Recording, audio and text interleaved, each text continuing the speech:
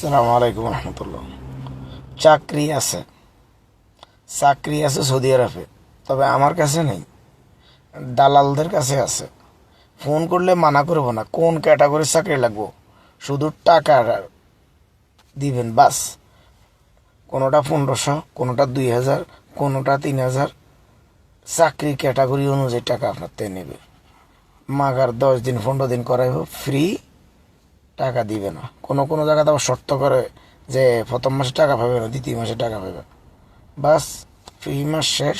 তারপর একটা বাহানা বানাইব, ধরেন কাজ পারেন না, কথা পারেন না, সমস্যা, এই সমস্যা, বাস আপনারা বাইট কেটে দিব। ওই যে আপনি 1500 বা 2000 টাকা দিয়েছেন, ওইখান থেকে 500 টাকা আপনারা খানা খরচ বাবদ দিই, খুব চাও চলে যাও।